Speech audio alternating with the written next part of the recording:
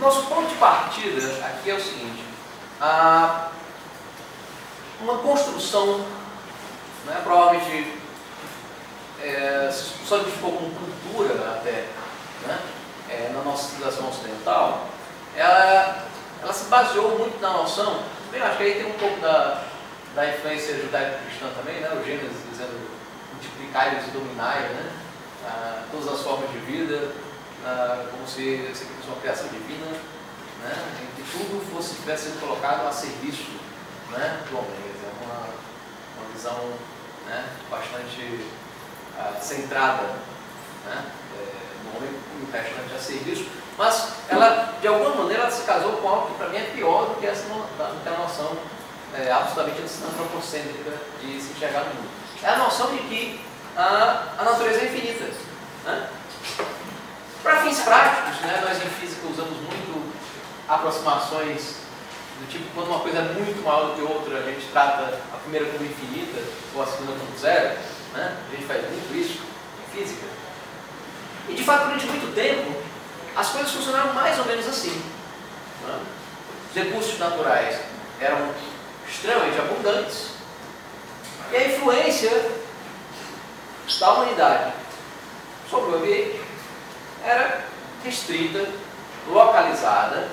O tempo de resposta do sistema natural, no sentido de recuperação, caso houvesse, né, a degradação de alguma área, desflorestamento de alguma coisa, era suficiente para repor esses recursos, né? Isso não implicar em, provavelmente, nenhuma grande catástrofe, né? Então, durante muito tempo da espécie humana, isso foi verdade, essa aproximação era válida, e nos fez esquecer de que a nossa relação com a natureza, ela não é, ou não deveria ser, nem de dominação e muito menos de ilusão quanto à possibilidade de uso não limitado, de uso desmedido, ilimitado, do que ela se apresenta. Na realidade, a nossa relação com a natureza é uma relação de metabolismo. E essa palavra, né, é interessante que, sim, raros pensadores, né, mais sociais, econômicos, se utilizam dela. Eu pelo menos, ela foi usada pontualmente pelo Marx, né, veja só. Mas eu acho que ela tem que voltar à voga, porque, como eu disse para vocês, nós estamos sim em uma encruzilhada civilizatória para a qual a solução está entre a solução no aspecto do pensamento, está entre as disciplinas, o que envolve sim, né, não apenas as bases físicas, que é aquilo com o qual eu estou, né, com que eu estou acostumado a lidar, mas envolve vários aspectos da relação do homem com a natureza, inclusive como nós regulamentamos através de leis a relação entre nós e a relação com o meio, né? Mas, mais do que isso, a solução não está só em pensamento entre as disciplinas, a solução está em ação, né? E aí, essa palavra ela precisa, ao meu ver, permear esse conjunto de pensamentos e ações interdisciplinas e entre múltiplas organizações da sociedade humana. Muito bem. Primeira questão. Como um organismo, a sociedade humana, ela alimenta, metaboliza e excreta. Essencialmente, essa é a forma com a qual nós produzimos bens materiais. O que significa essa analogia da produção de bens materiais pela sociedade humana com o metabolismo de um organismo, né? Para quem assistiu ao da Compadecida, né, tem um personagem, né, lá, bem jocoso, que usa comer e descomer, né? Então, essencialmente é a mesma coisa. No processo de produção de qualquer bem material que você olhar ao redor, nós precisamos de fluxos de entrada, matéria e energia, e existem também fluxos de saída, lixo, rejeitos. Óbvio óbvio que quando se tratava de um uso limitado, de novo, de matérias-primas e fontes de energia, né, de baixíssimo impacto, tipo tração animal, os rudimentos de aproveitamento de energia hidráulica e eólica, né, etc., você não tinha, na verdade, nenhum impacto visível, né, pelo menos em grande escala, sobre o ambiente. Os rejeitos, normalmente, né, o reprocessado, é o que era cinza da lenha queimada, né, para produzir alimento. Mas, óbvio, isso mudou completamente de escala com o advento da Revolução Industrial, né? A introdução do carvão como principal fonte de energia, a introdução dos navios, das locomotivas, etc. Por outro lado, em paralelo, a chamada Revolução Verde na agricultura, introduziu o uso de fertilizantes químicos. É interessante que nisso aí, a primeira reflexão, né, talvez que vinculava o processo de transformação social e química dos solos, veja só, né, o Marx fez no Capital. Uma parte que ninguém lê, né?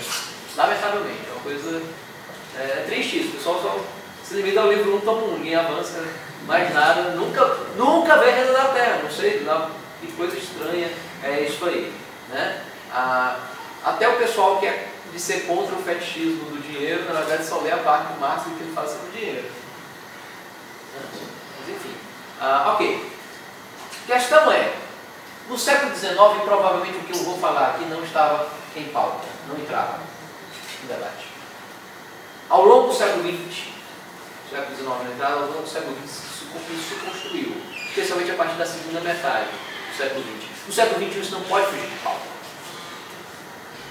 É uma receita para o desastre ignorar a crise ecológica global estabelecida hoje. Né? Basicamente, assim, eu vou pular vários aspectos aqui, como o capitalismo desenvolveu, né, as bases mais ecológicas, mas eu vou centrar num aspecto que é fundamental. É o crescimento indefinido, ilimitado, como aspecto essencial do capitalismo. David Harvey, que é um dos teóricos modernos que trabalha, né, trabalha muito a questão da geografia das cidades, mas ele também pensa isso numa lógica sistêmica. David Harvey diz de forma muito clara, a partir de observações empíricas do comportamento do capitalismo contemporâneo. Se o capitalismo cresce menos de 3% ao ano, ele entra em crise. E aí, né,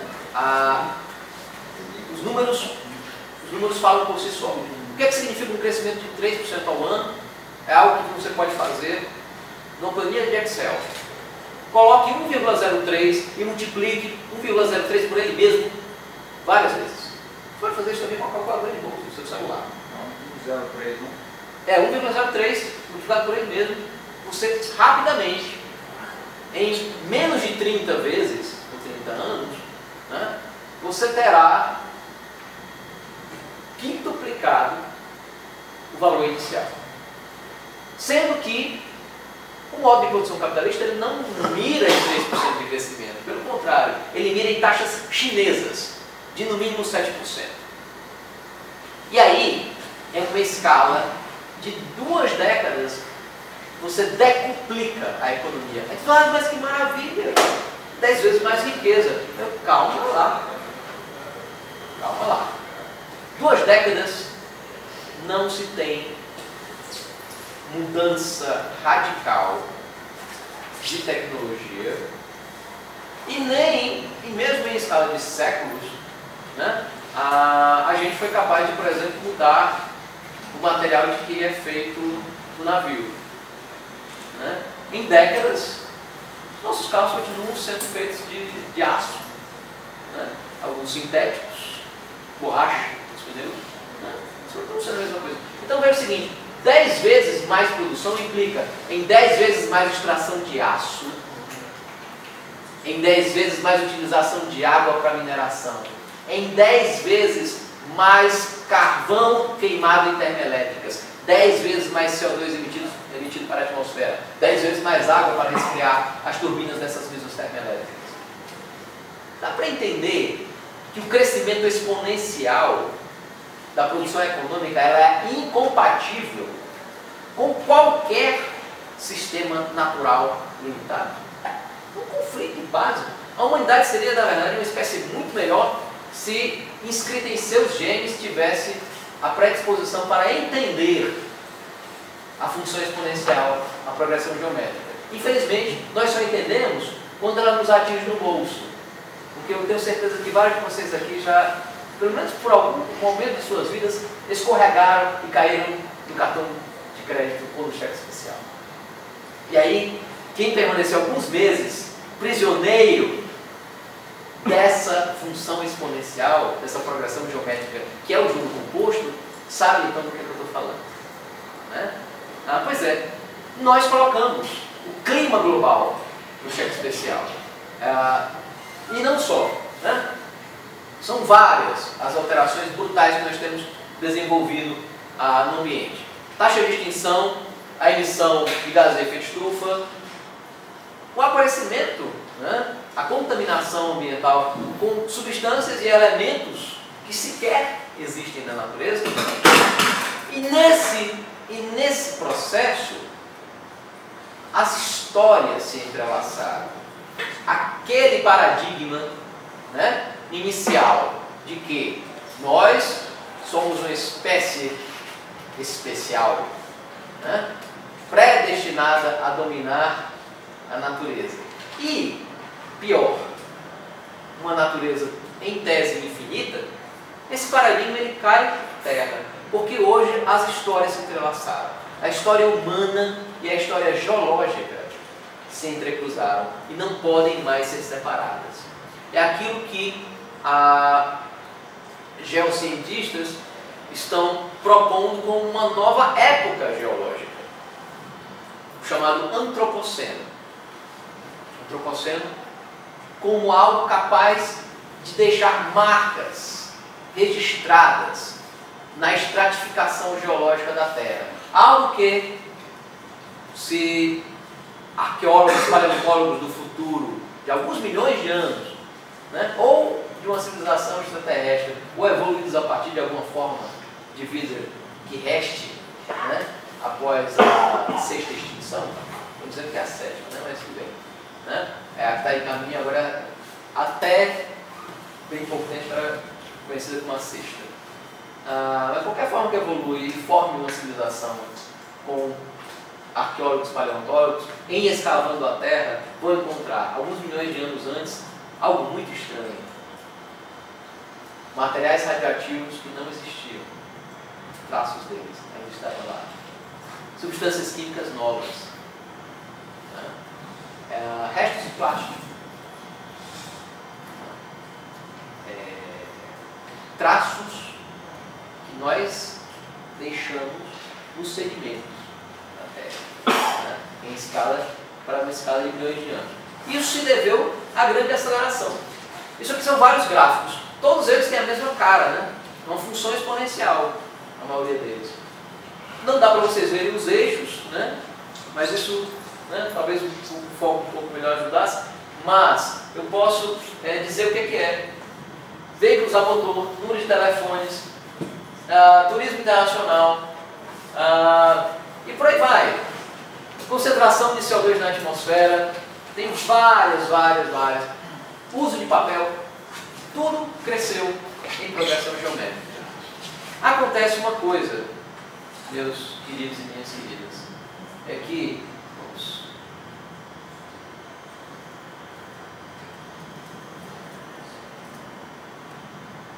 ok, não encontrou por algum motivo, perdeu.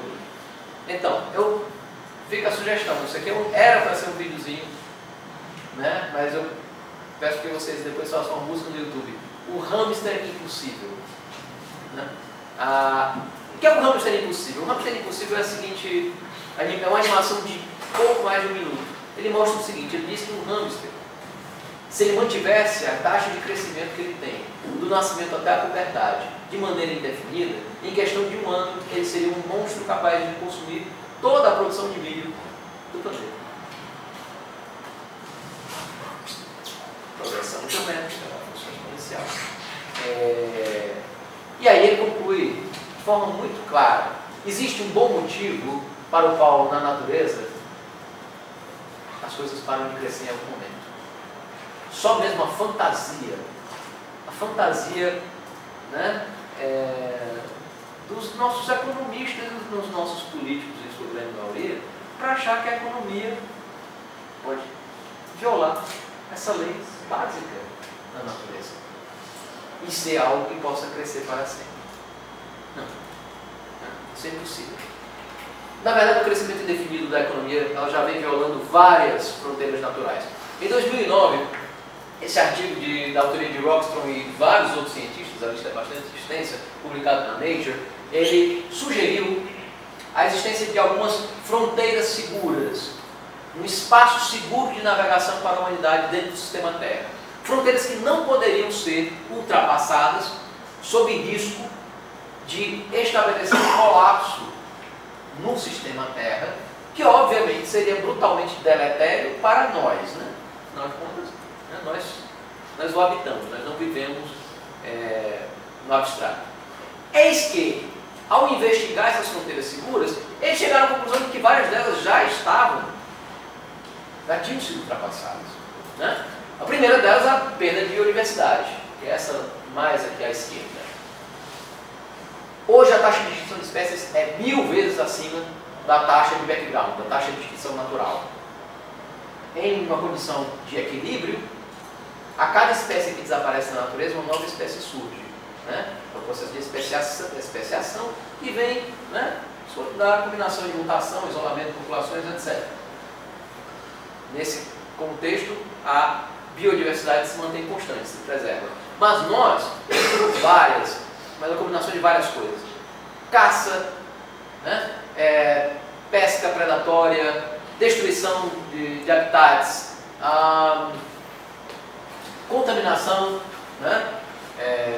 De habitats e agora mudança climática e acidificação oceânica. Essa taxa ela chega hoje a 1000 vezes aquela natural. Isso tem uma gravíssima implicação. Um mundo diverso é um mundo mais adaptável. Uma sociedade, só mesmo os imbecis como os nazistas eram capazes de imaginar que um mundo homogêneo é mais forte. Não, é pelo contrário. Quanto mais diverso, mais forte ele é. E na natureza é assim também.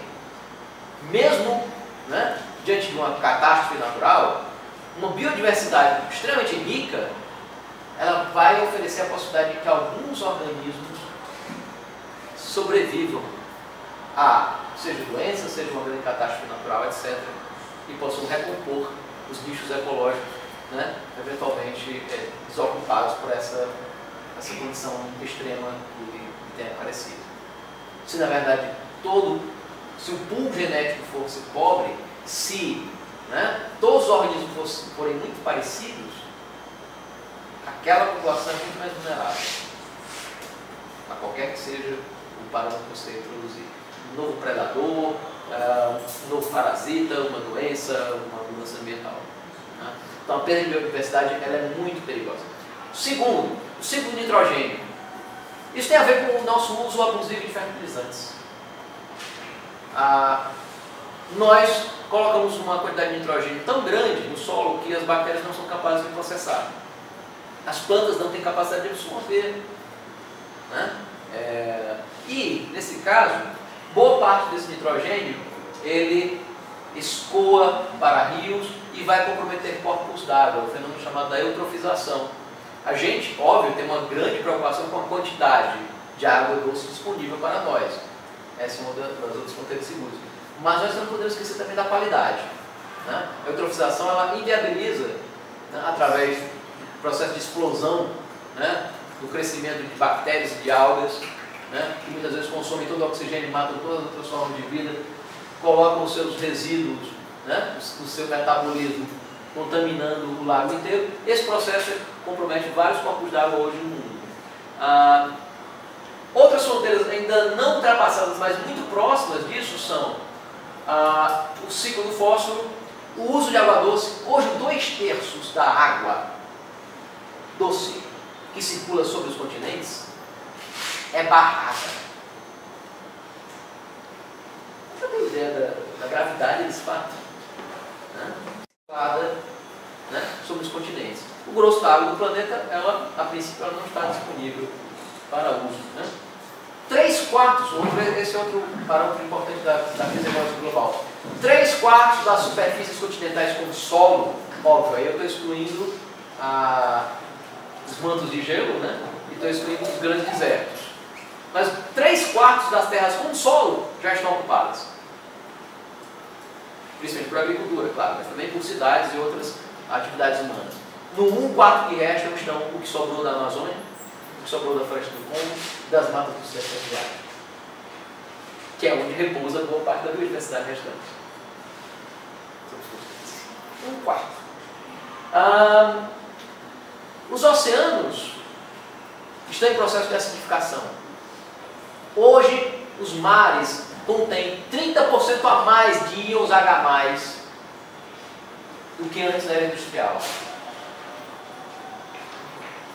Isso já é de um impacto muito significativo na base da cadeia alimentar, no Oceano Sul e em outros locais onde a temperatura é mais baixa e, portanto, o oceano é capaz de puxar mais gases da atmosfera, entre eles o CO2, que em combinação com a água produz o chamado ácido carbônico, responsável por esse processo. O risco é que, a partir do momento em que essa acidificação continue a crescer, a vida de organismos que dependem da fixação de carbonato de cálcio para formar os seus exoesqueletos, suas carapaças e conchas, simplesmente se inviabiliza. Pterópodes, que são um moluscozinho, eu diria muito fofinho, se você colocar pela internet você vai ver o porquê de pterópodes, ele parece que ele tem uma asinha, se não ver a partir dos apêndices, é muito bonitinho. Mas, veja só, né? Há hoje documentado episódios de corrosão em massa nas cascas dos pterópodes, que são a base da alimentação de peixes e baleias, no caso das baleias onde não tem crio, que é o camarãozinho favorito delas. Né? Dá para ter a noção do alcance que isso pode ter, se isso progredir, né? Para além de limites minimamente razoáveis. Outra fronteira, essa minimamente sob controle, mas muito próxima da região de risco, é a camada de ozônio. Ainda há fontes não identificadas de clorofluorocarbonetos, né, que em contato com a radiação ultravioleta abundante na estratosfera terrestre se decompõem em radicais clorinos que atacam o ozônio. Né? Mas, bom, e tem outros também, né? A poluição química, que essa não está dimensionada, no artigo não foi possível dimensionar, dado que é uma gama de substâncias, né? É de alta complexidade você tirar um número. Mas existe um fator que é o nosso objeto de hoje, que é o que está lá no topo. E ele está no topo não é à toa, porque ele é ubíquo, ele é universal, ele afeta tudo. É a mudança climática. Qual a fronteira segura? Que seria aquela na qual, a longo prazo, o clima evoluiria para uma temperatura global média 1 grau acima do período pré-industrial, era a concentração de dióxido de carbono em 350 partes por milhão, ou seja, a cada milhão de litros, 350 cilindros de CO2. Quando é que essa cifra foi atingida? 1988. Grande ironia, justo no ano em que a ONU decidiu que valia a pena criar um painel de cientistas para investigar o que estava acontecendo com o clima. Né? Hoje nós estamos acima de 400 partes por milhão. Nós vamos tratar da implicação disso em breve. E continua crescendo. Né?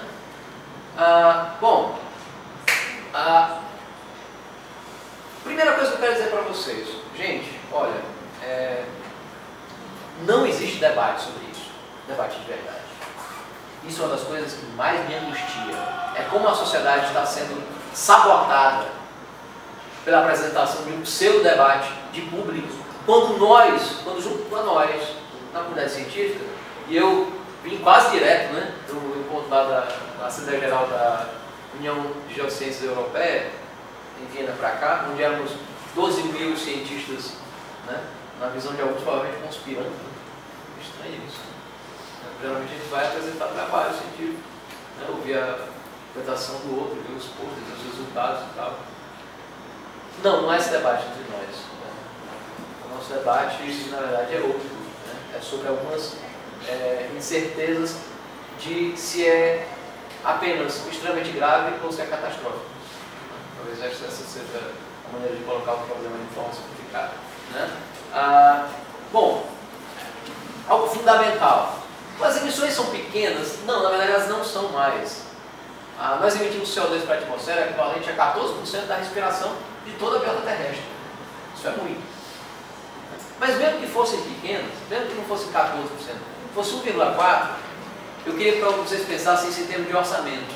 Existe um equilíbrio no ciclo do carbono natural, que é o contrabalanceamento entre fotossíntese, que captura carbono, e respiração e decomposição de matéria orgânica, que liberam carbono para a atmosfera. Esse equilíbrio, ele permaneceu virtualmente inalterado pelo menos nos últimos 10 mil anos, o chamado Holoceno. Né?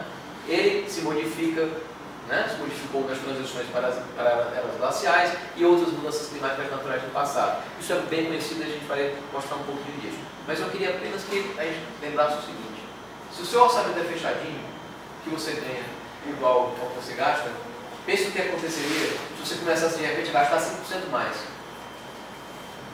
e não parasse de fazer isso. O nosso grande problema com a questão climática trata-se de um problema cumulativo. A conta, o vermelho do cheque especial do clima, a conta vem crescendo desde o início da Revolução Industrial. E nós entramos no vermelho desde 88. E nós continuamos sendo absolutamente irresponsáveis, né, com nossas emissões. Quão importante é, né, quão importantes são esses gases? Muito. São geralmente moléculas com 3 ou mais átomos que absorvem infravermelho. E isso faz muita diferença. A presença desses gases minoritários na atmosfera, além do vapor d'água, o CO2, o metano, o óxido nitroso, principalmente esses três, eles são responsáveis pelo fato de a Terra não ser uma bola congelada. Não fossem eles, esse gráfico aqui é bastante complicado, mas tem uns poucos números que são importantes para a gente aqui. Mas não fossem eles, a Terra seria 34 graus mais fria, para começar. Né? Existe uma lei física que é essa aí, simples. Né? Bom, vocês têm que agradecer. Eu só vou mostrar essa equação, é uma equação algébrica. Vocês chamam de físico para quê? Né? Juro, não tem nenhuma equação diferencial parcial acoplada no momento seguinte, tá? Esse é o máximo que eu vou chegar. Mas enfim, essa equação é uma equação muito elegante e bonitinha. Ela diz o seguinte, eu vou obviamente atrapalhar aqui a filmagem. A quantidade de radiação emitida por um objeto é proporcional à quarta potência da temperatura. Ela é a chave, essa equação, para que a Terra encontre o seu balanço de energia.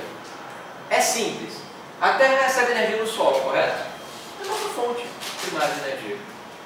Para a Terra não aquecer nem resfriar, ou seja, para o balanço de energia ficar equilibradinho, né? Ela chega no final do mês e meu orçamento joia. Ela tem que fazer o quê? A mesma quantidade de energia que chega tem que ser igual à energia que sai. Chega energia na forma de luz solar, é emitida para o espaço, energia na forma de radiação infravermelho. O calor é irradiado para o espaço. E essa equação é chave para que a gente entenda isso. A quantidade de calor que a Terra tem que jogar para fora, no espaço, é que vai dizer qual é a sua temperatura. É simples. Isso é conhecido desde o século XIX. Né? Vejam bem, naquele momento a ciência do clima ela tinha os seus primórdios. As teorias, né, econômicas que dominaram aí pelo menos no século XX, as teorias sociais que ainda inspiram, né, muitas pessoas ao falar de mudança na sociedade, etc., evoluíram aí ao longo do século XIX, mas isso era uma marcha em paralelo. Assim como a história humana e a história geológica se cruzaram, as coisas parecem também querer se encontrar nesse plano. Vejam o seguinte, essa quantidade de radiação, a quantidade de radiação solar que chega é 342 menos 107. 107 são refletidos. Então a Terra fica com 235 watts é a unidade de potência de qualquer objeto, né, elétrico, seja uma lâmpada, ferro, tudo mais, etc. 235 watts por metro quadrado. Então, quanto é que a Terra tem que jogar para o espaço de energia? 235 watts por metro quadrado, para que o balão se feche. É simples assim, né? Acontece que, se eu jogar esse número nessa equação, a gente conhece o valor dessa constante com altíssima precisão, se eu jogar esse número aqui nessa equação, a temperatura que eu encontro é de 254 Kelvin, ou seja, menos 19 graus Celsius. Essa, a princípio, seria a temperatura da Terra, pela posição na órbita, pela intensidade da radiação solar que chega até nós. Por que nós não temos uma Terra a menos 19 graus? Pelo seguinte, porque tem uma galera que exercita um pedágio. Na realidade, a quantidade de radiação que a superfície da Terra emite é 390. Quando você joga esse 390 watts por metro quadrado aqui, você chega numa temperatura 34 graus mais quente do que isso. Por quê? Pelo seguinte, porque tem gases no meio do caminho que impedem que 40% da radiação infravermelho que a superfície emite saia. É uma espécie de pedágio, do tipo, ó, 40% é nosso, meu rei, a gente só deixa passar 60%. E aí, a combinação desses números, do pedágio dos gases em 60%, com esse número aqui e esse número aqui, se vocês fizerem as contas, esse número aqui é 60% desse, isso nos dá uma Terra com uma temperatura gostosinha de 15 graus Celsius. Beleza. Temperatura média. Acontece que o que nós fazemos quando nós aumentamos a concentração de gases de efeito estufa na atmosfera? Nós mexemos no pedágio. Com mais gases de efeito estufa, o pedágio cobrado aumenta. Tipo, ah, meu amigo, não. Ao invés de 60% liberado, eu vou liberar agora só 50% do calor. Ou seja, ao invés de um pedágio de 40%, o pedágio agora é 50%. Isso implica, portanto, que para a Terra oferecer 235 watts por metro quadrado de energia para o espaço, esse número agora não vai poder ser apenas, né? Esse número aqui não vai poder ser apenas 60% desse. Esse número tem que passar a ser a metade desse. O que implica que, como o pedágio dos gases é 50%, para que saiam 235 watts para o espaço, a superfície da Terra passa a ter que irradiar 470 watts por metro quadrado. A conta é simples. O problema é, quando você coloca 470 bem aqui, ao invés desse treco dar 15 graus Celsius, ou 288 Kelvin, vai ter que dar um número maior, né? Aumentou esse lado. Quanto é que dá, Alexandre? 302 Kelvin. Aliás, essa é outra coisa. Se a nossa escala de temperatura fosse Kelvin, a gente talvez tivesse uma melhor percepção do que acontece na natureza. A gente acha que de 15 graus Celsius a 29 graus Celsius é um pulo enorme. Não, não é. De 288 para 302 parece muito mais sutil, né? E de fato é, a regulagem do sistema climático terrestre é sutil. Ela não pode ser mexida de forma grosseira, na verdade é o que nós estamos fazendo. Veja então que isso significa por si só um aquecimento de 14 graus. Mas e se o pedágio continuar subindo? O pedágio for agora de 60% e portanto apenas 40% da radiação emitida pela superfície seja devolvida para o espaço. E portanto a Terra agora vai ter que aquecer muito mais aqui embaixo para poder passar em 235 watts por metro quadrado. Isso vai para quanto? 587. Joga na equação 46 graus. E a gente pode continuar brincando com isso. É uma brincadeirinha muito legal. Nesse caso é uma brincadeirinha de ferver os oceanos, né? Aí eles dizem, mas o Alexandre está viajando, isso é muito. Não, não é. Nós temos um planeta vizinho aqui. Em que o pedágio que os gases de efeito estufa cobram sobre a radiação infravermelho que aquele planeta gostaria de liberar para o espaço, o pedágio é de 99%. Apenas 1% da radiação emitida pela superfície de Vênus escapa. A superfície de Vênus ela está a constantes 470 graus Celsius.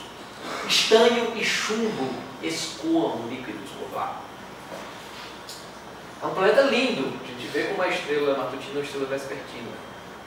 Brilhante, todo coberto de nuvens de ácido sulfúrico, que produzem chuva. Mas como o ácido sulfúrico ferve a 384 graus, aqui no Planalto Central a gente vê, às vezes, o que a gente chama de virga na meteorologia, aquela chuva que a gente... está chovendo, mas não chega, né? Lá tem virga de ácido sulfúrico. Ele ferve antes de chegar na superfície. Tá? Neva metal. Pois é, então na verdade nós temos exemplos sim, de que o clima pode ser muito mais louco do que o que nós temos. Nós nos adaptamos, nós vicejamos aqui como espécie, dada uma contingência muito especial. E nós estamos brincando com ela. Brincando assim, ó. Isso aqui são 800 mil anos. E essa foi a variação que os gases de efeito estufa, no caso especificamente o CO2, experimentou nos últimos 800 mil anos. Esse dado ele tem altíssima confiabilidade. Uma coisa aconteceu aqui. Não, aqui voltou. Ele tem altíssima confiabilidade. Isso aqui é de 2008. Nós, na verdade, em 2015, nós já estamos passando aqui dessa barreira. E aqui são cenários para o final do século. Como é que isso se coloca numa perspectiva de mais longo prazo ainda? Na realidade, é quase certo que não se vê, a Terra não viu 400 partes por milhão de CO2 em pelo menos 3 milhões de anos. Aquilo que nós conhecemos como humanidade, ou gênero Homo, que começa com Homo erectus, né? A nossa linhagem, ela tem 1,5 milhão de anos apenas. Há 3 milhões de anos, eram australopitecídeos, as criaturas mais próximas a nós que palmilhavam esse planeta. Mas é preciso ir mais além, é preciso recontar a história da Terra em relação ao que nós estamos fazendo. Não existe registro histórico, geológico, de uma calota polar no hemisfério norte com mais de 450 partes por milhão de CO2 na atmosfera.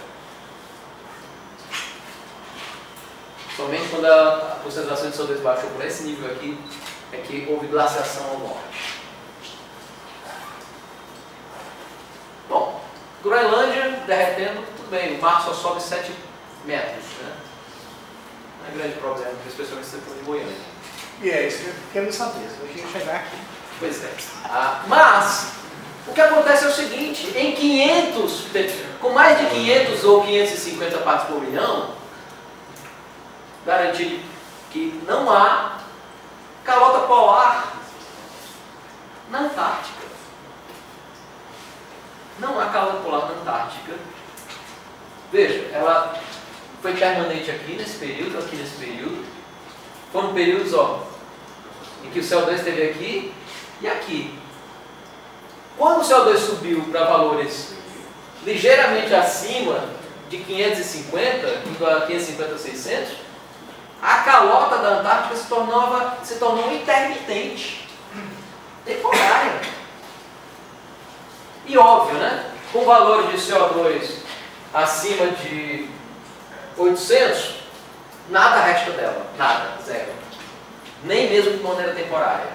A Terra já foi muito diferente. A Terra passou por mudanças climáticas naturais, isso é óbvio.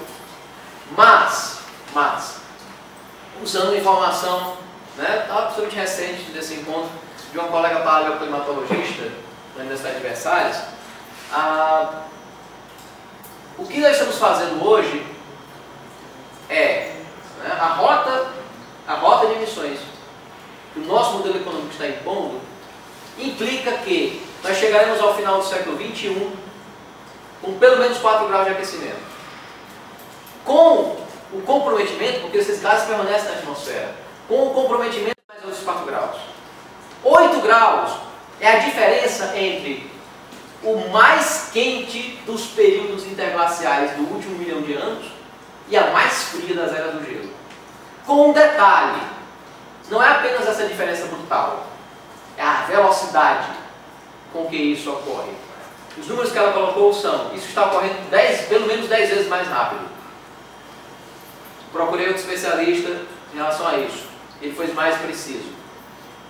A taxa de variação na forçante radiativa é o saldo de energia. Tá? Hoje, nas palavras dele, é 17 vezes maior do que a taxa de mudança dessa quantidade na transição da última era do gelo para o período quente que se sucedeu. Então nós estamos falando de coisas dessa magnitude. Né? As evidências do aquecimento estão em toda parte. Uma coisa que eu acho assim,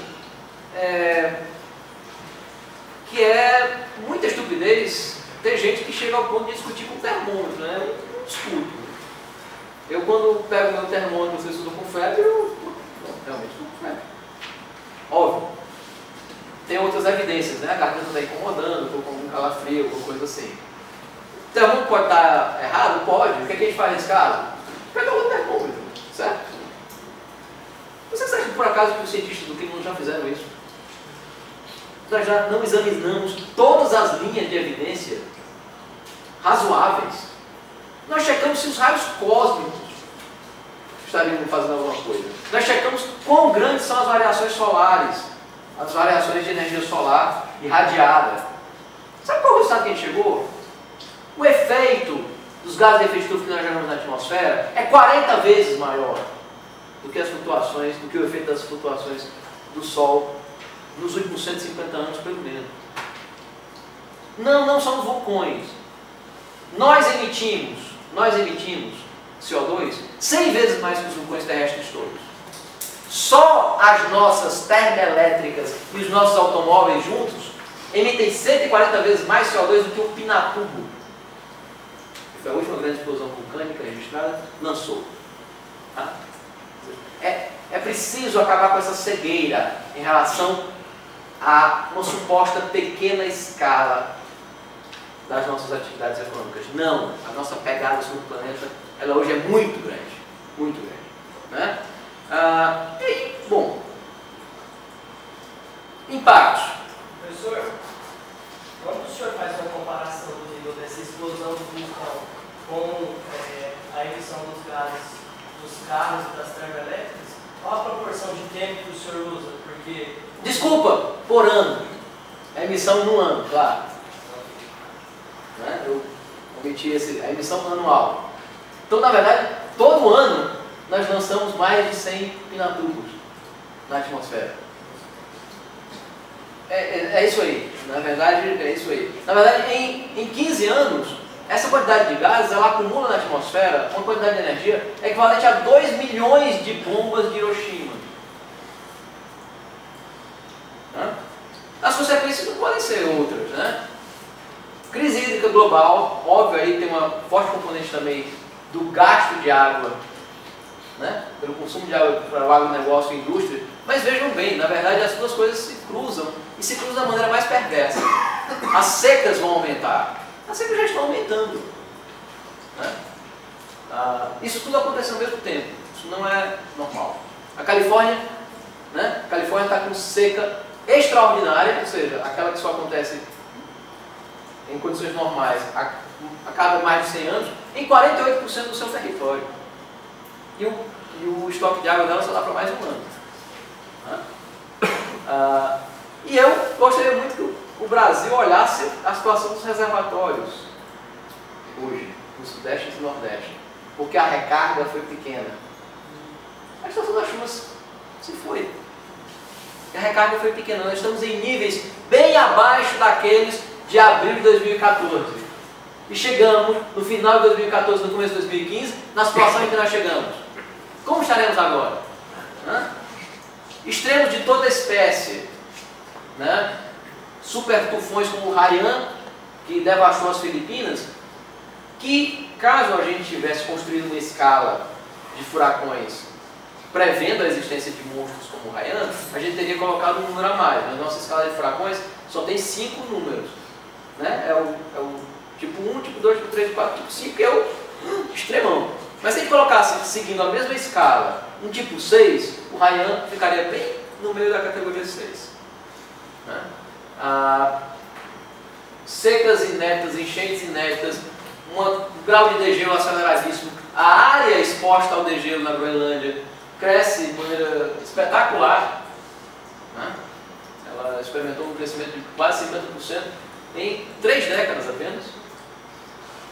A Antártica, né? Que alguns dizem, não, ela está ok, nós vamos falar daqui a pouco, ela não está ok. Metano escapa do permafrost, você pode acender aí, esse gás metano, saindo como resultado da composição da matéria orgânica que está debaixo do gelo. Incidência de incêndios florestais, né? Geleiras. E um detalhe, e aí o pior é isso, né? O pior é isso. Vem alguns engraçadinhos na mídia e dizem, não, esses cientistas são os alarmistas, né? São os catastrofistas. Sabe por que isso é uma canalice em grau ainda maior? Porque, na verdade, nós, como todos cientistas, nós somos conservadores. Como é que são os... Quem já leu um artigo científico sabe o que eu estou falando. Para quem escreve, é na linguagem. Há indícios que, resultados sugerem que, né? É aquela coisa cautelosa. E, particularmente nos relatórios do painel intergovernamental sobre mudanças climáticas, o IPCC, o que entra é o que é consenso. Consenso entendido não é como uma opinião votada. Não. Consenso tem 50 estudos sobre determinado tópico. Aí um diz que a radiação solar tem influência, vamos colocar aqui, de 4. Outro diz que a influência é 2. Outro diz que a influência é 1. Outro diz que a influência é 0. Outro diz que a influência... Pega todos esses 50, faz uma curva de distribuição, qual é a mediana? É esse aqui. Qual é o valor que o IPCC vai apresentar aos governos como sendo o mais provável? O valor do meio. Mas sabe o que tem acontecido? Essas estimativas, esses valores apresentados, eles têm se mostrado subestimados quando você compara com a realidade. Isso aqui é elevação do nível do mar. Isso aqui é a projeção, são as projeções do IPCC, a mediana também aqui. Esse envelope aqui reúne a maior parte das projeções. Essa aqui é a projeção mais de menor elevação do nível do mar. Essa aqui foi a projeção de maior elevação do nível do mar. Como é que foram as observações nos últimos anos? Estão aqui, ó. Quando a gente pega a média, na verdade o que a gente está fazendo é dando informação insuficiente para os tomadores de decisão. A gente está dizendo, ó, o nível do mar vai subir tanto. Na verdade ele está subindo pelo menos 50% a mais. Eu diria que, olha, batendo o olho aqui. Perda de gelo do Ártico, perda de gelo marinho do Ártico. Projeções do IPCC. Projeção central, né, a média. Projeção mais otimista, de que não perderia tanto. Projeção mais pessimista, de que chegaria em 2070, 2080, sem gelo. Realidade.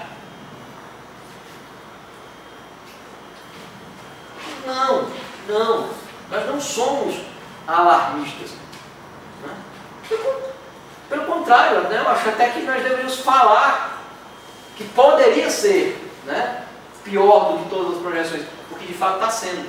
Né? Os últimos fatos apenas confirmam a escalada do aquecimento global. 2014, ano mais quente do registro histórico. 2015, primeiro trimestre mais quente do registro histórico. Não tem arrego. Outra coisa, o IPCC publicou o último relatório dele entre 2013 e 2014. O grupo 1, que é o grupo das bases físicas, das bases científicas, né, que eu, no primo brasileiro do IPCC, que é o painel brasileiro das climáticas, eu tive o orgulho de trabalhar,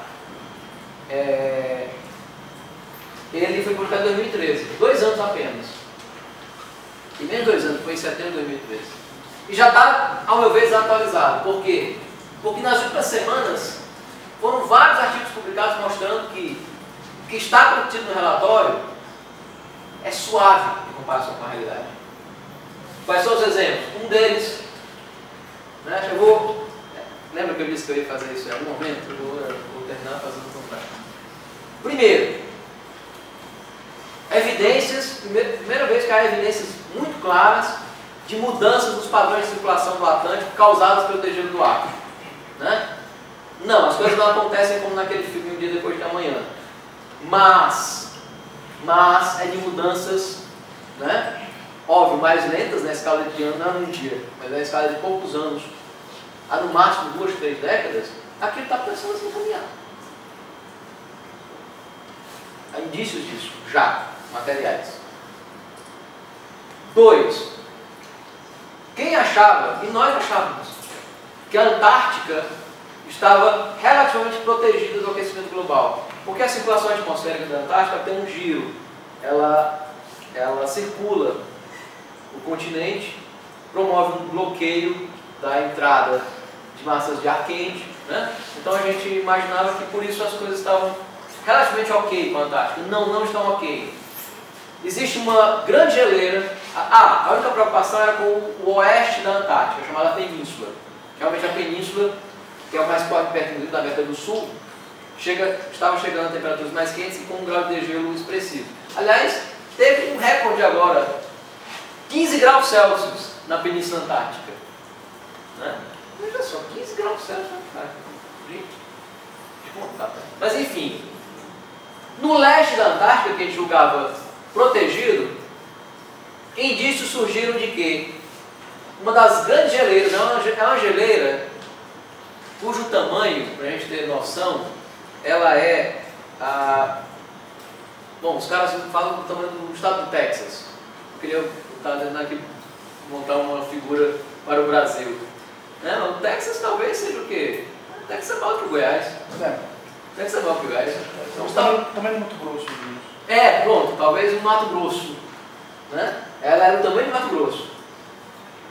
Essa geleira está derretendo por baixo, porque existe uma entrada de corrente oceânica mais quente. Mas a água quente não é mais leve? Mas ela é mais quente e mais salgada, por isso que ela está entrando. Existe uma corrente de água quente que está transportando calor diretamente para a base da geleira Totem, promovendo o degelo dela a leste da Antártica. Né? E o que nos afeta mais diretamente, usando dados de 2 décadas em 5.000 pontos de observação, se constatou que a floresta amazônica está perdendo a capacidade dela de sequestro de carbono por uma quase sabotagem do DNA das plantas da Amazônia. As plantas da Amazônia, elas têm, a instrução do DNA é: cresça, vá para a luz, porque lá as árvores são enormes, então a lógica é: você ganha se você crescer mais do que a tua vizinha, porque você vai chegar mais alto e vai jogar a tua copa lá em cima. Então a estratégia evolutiva que foi construída nas árvores da Amazônia, que está inscrita no DNA delas, é: produza troncos elevados e produza muitas folhas, para que você ganhe a corrida pela luz. Só que isso virou um objeto de risco agora. O que era uma vantagem adaptativa virou um objeto de grave risco. Porque a lógica era a seguinte: a Amazônia teve secas no passado, claro que teve. Mas secas extraordinárias, por definição, né, são aquelas que ocorrem uma vez a cada 50, 100 anos. Então imagine uma seca de 50 anos, né, aquela extrema de 50 anos. O que acontece? Secou, tem pouca água.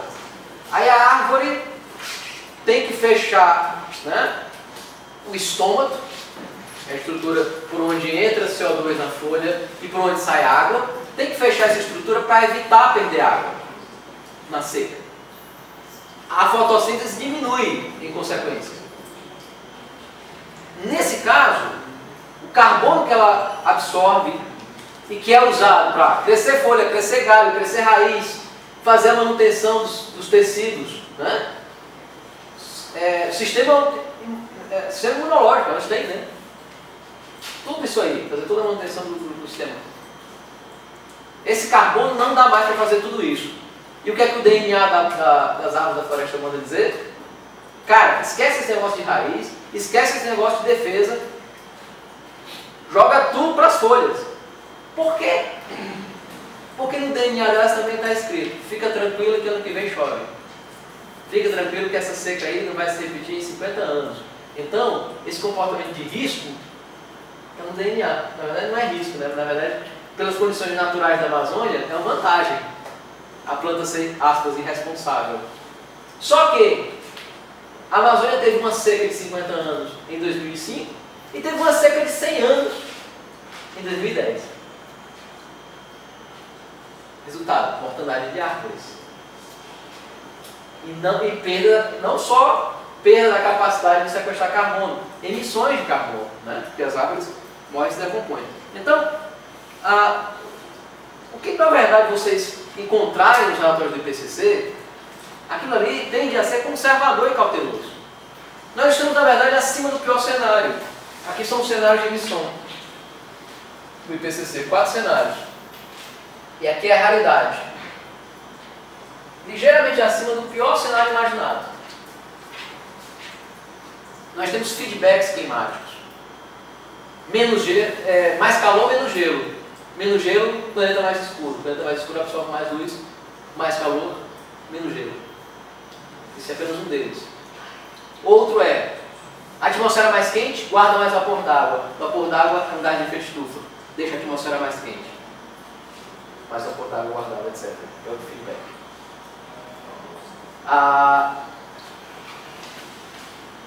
Se eu derreto o gelo da Sibéria, eu exponho matéria orgânica à decomposição.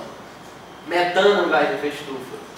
Expondo essa matéria orgânica à decomposição, metano vai parar na atmosfera, vai aquecer ainda mais o planeta, vai derreter mais gelo e expor mais matéria orgânica.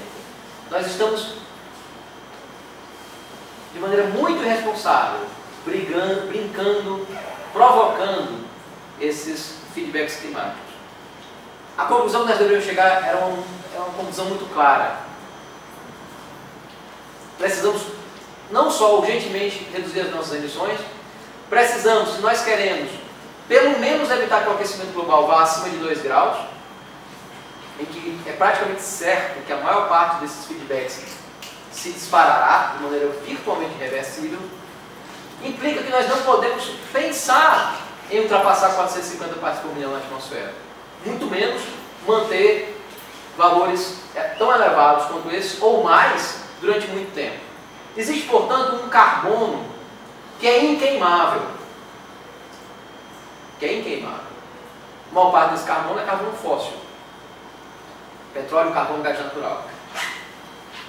Quanto se poderia queimar ainda? Cerca de 300 bilhões de toneladas de carbono. Isso é cerca de menos da metade das reservas que as empresas já contam no seu ativo. E isso aí você certamente sabe melhor do que eu, que isso elas já contam como dinheiro. Mas esse dinheiro só aparece de fato se esse combustível puder ser queimado. Em não sendo, é pura especulação. Pura. E o que as corporações de combustíveis fósseis fazem, na palavra de outro colega cientista, professor da Universidade de McGill, o que elas fazem é imoral. É especular, na verdade, com a estabilidade do sistema climático e com o destino, provavelmente com o destino de toda a biota terrestre, inclusive a humanidade. E aí o mais absurdo é que ninguém fala sobre isso. Não tem lá, eu ia pegar aqui. Ninguém fala sobre isso. Quando eu digo que isso precisa ser tratado como a coisa mais importante, eu não estou exagerando. Porque sim, eu sou adepto de muitas outras causas, gente. Sou. Né? Eu luto ao lado dos companheiros do um belo ato de ocupação. Né? Apoio os estudantes da minha universidade. Né? Sou do Antissindicato Nacional, a gente teve uma greve forte lá na UES, né? Vitoriosa. Apoio ajudas das mulheres, dos LGBTs. Eu tento fazer o que eu posso fazer, né? Em relação às várias pautas que eu acho fundamentais, são todas elas fundamentais na sociedade. Mas o problema é, nós precisamos entender que nós precisamos ter um planeta para viver a liberdade e a justiça que nós almejamos. Em oposição ao pior que havia na tradição stalinista, boa parte da esquerda dizia, né, não é possível socialismo num só país. Na verdade, eu tenho algo muito mais, preciso dizer algo que para mim é muito mais importante. Não há socialismo possível em terra arrasada. Na verdade, não há sequer a possibilidade de civilização organizada, mesmo essa injusta, desumana, brutal, sob as condições climáticas nas quais nós estamos mirando já para o final desse século. E esse é o período, né, ao longo do século XX, eu tenho uma expectativa de vida, né, pela média brasileira, ainda de 31 anos pela frente. Meus filhos não, tem bem mais. Eu acho que a gente precisa encarar isso aí com a seriedade que ela tem. Né? O pior é isso. É algo que é escondido, é algo que é falsificado. Criaram um falso debate. Não é a primeira vez que isso acontece. A Monsanto, sim, a Monsanto, durante muitos anos, escondeu o que a ciência já sabia, que o DDT era cancerígeno. Ela fazia campanha de publicidade dizendo, o DDT é bom para mim. E até hoje, lá na Assembleia Legislativa do Ceará, havia canalhas defendendo a pulverização de agrotóxico. Meu amigo e companheiro João Alfredo, vereador de Fortaleza, disse, fiquem vocês embaixo da pulverização na próxima vez que ela for feita. Se vocês tiverem coragem de fazer isso, aí eu admito que possa ser seguro. Né? Outra, as termoelétricas a carvão, durante anos e anos e anos, negaram que chuva ácida era causada por elas. Era causada, como nós sabíamos. A mais torpe campanha, até a de negação climática, foi essa aqui, o cigarro. A indústria do cigarro conseguiu sabotar por 3 décadas, medidas de contenção. Eu acho que as pessoas têm o direito, claro, de colocar nos seus corpos a substância que quiserem. Tá? Eu acho. Mas não dá para você querer que a sociedade não saiba que essas substâncias causam.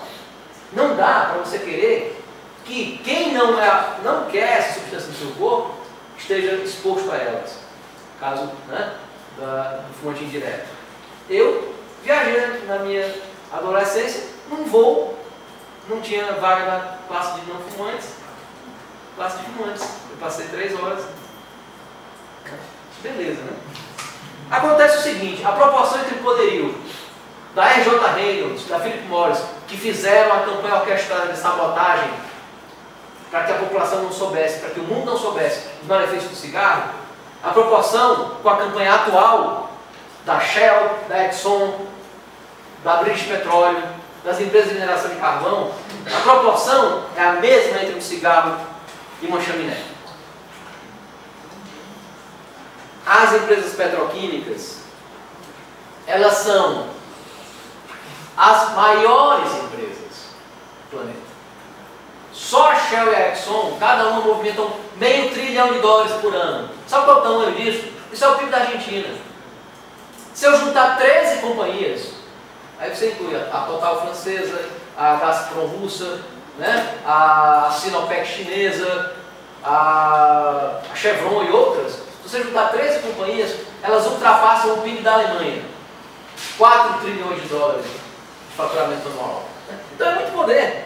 E isso esse poder precisa ser, primeiro, desvelado, revelado, e precisa ser derrubado. Né? Porque, isso aqui é o meu inspirador, James Hansen, um dos primeiros cientistas que teve coragem, porque nós temos uma pressão muito forte, a pressão da credibilidade da ciência. Nós não somos supostos de fazer ativismo, porque nós aprendemos comumente que a nossa credibilidade reside num certo distanciamento. Né? Veja que cruel posição que nós somos jogados. Mas eu acho que hoje não. Acho que hoje a credibilidade da ciência do clima depende da intensidade com a qual nós acabemos com esse distanciamento. Porque caiu a ficha. A ilusão nossa era de que nós colocaríamos a ciência, encaixaríamos as pecinhas do quebra-cabeça científico, colocaríamos as conclusões na prateleira e os tomadores de decisão política iriam lá, iriam pegar e usar essa informação com sabedoria. Não! Não! Já tem mais de 2 décadas isso. E nada é feito, pelo contrário. As emissões seguem aumentando. Né? Então, o que acontece é que a ciência saiu do armário. A história do... a Terra está fundida não era original minha, na verdade é do colega Brad Werner.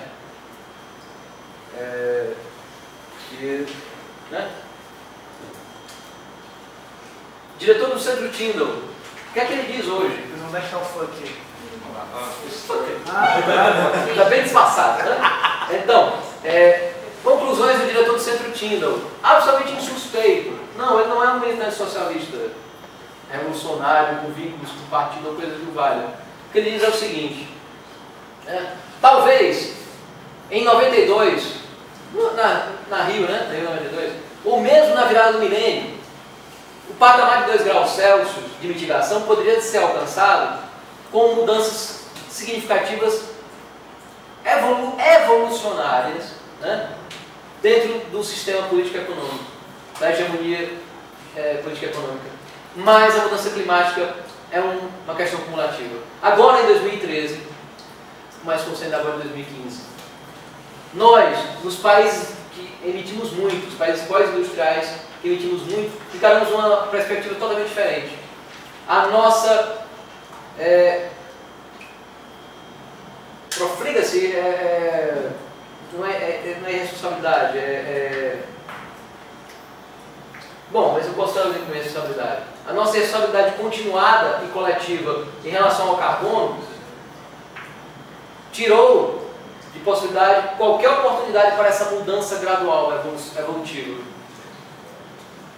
Hoje, após 2 décadas de blefes e mentiras, o restante do orçamento para 2 graus demanda mudança revolucionária na hegemonia política e econômica. E é isso mesmo, a teoria social precisa reencontrar a ecologia. As leis da física, elas são maiores do que as leis do mercado. As leis naturais, elas são, com perdão, né, com licença, do ambiente de direito, são maiores do que as leis jurídicas. E hoje nós temos 2 sistemas em guerra.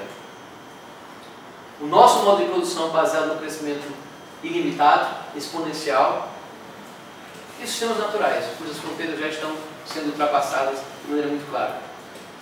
A questão é, nesses 2 sistemas em guerra, somente um pode ter as suas regras mudadas. A natureza não negocia. A natureza não dá 10% de abatimento na constante de Stefan Boltzmann, por exemplo. E, portanto, o que vai acontecer é, o sistema climático terrestre, que é a base de sustentação nossa para a produção de alimentos, para obtermos água, para vivermos, né, para termos um habitat, né, para a nossa espécie, o sistema climático ele imporá que nós mudemos o sistema político, econômico e social, por bem ou por mal.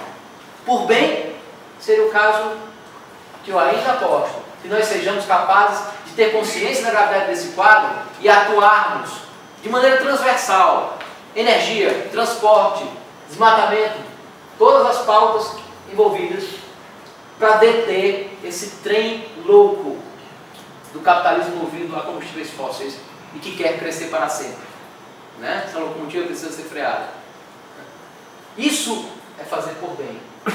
O que abriria, inclusive, a oportunidade para uma sociedade mais justa, menos desigual e, né, com outros valores. Inclusive, uma postura, né, não mais de dominação, mas de convívio com a natureza.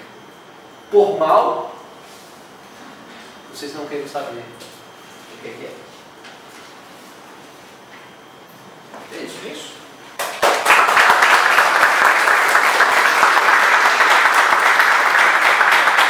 Estamos errados? Talvez ainda não. Mas nesse conflito aí, alguém vai se ferrar.